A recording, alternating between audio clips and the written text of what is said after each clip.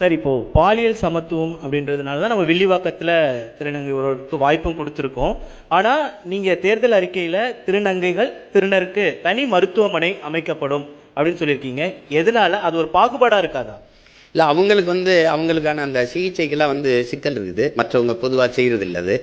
அதனால அவங்களுக்கு அது தனி மருத்துவமனை இருக்கிறது சிறப்பு. அது ஒரு மருத்துவமனையில் தனி உங்களுக்கு நான் சொல்கிறது விளங்குதுன்னு நினைக்கிறேன். அது அவங்களுக்கு இருக்கிற அவங்களுடைய கோரிக்கையை தான் நான் சொல்கிறேன்.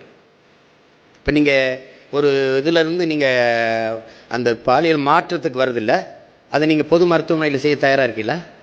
இப்போ தனியார் மருத்துவமனையில் செய்ய தயாராக இருக்கீங்களா? இல்லை. அப்போ நான் என்ன பண்ண வேண்டியது இருக்குது? மாற்ற வேண்டியது.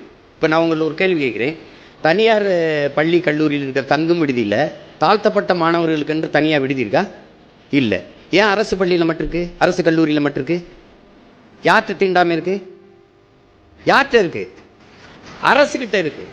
நீ தனியார் முதலாளி அந்த பள்ளிக்கூடத்தில் போய் இந்த சாதியா அந்த சாதியில் ஒன்றா இருந்து படிக்கிறான், ஒன்றா சாப்பிட்றான்ல. ஏன் நீ ஓம் பள்ளிக்கூடத்தை தனியாக தங்க விடுதி வைக்கிற? ஒன்றா வைக்க முடியல.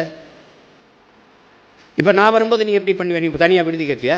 தனியாக சொல்லுவியா? நீ ஒரே விடுதியில் படி, என்னென்ன சான்றிதழ் குடி, எங்கேயாவது போ. அதையே சாதிக்க முடியல. அப்போ அது அவங்களுக்கு தேவை. அவங்க என்கிட்ட வச்ச கோரிக்கை தான் அதில் வச்சுருக்கேன்.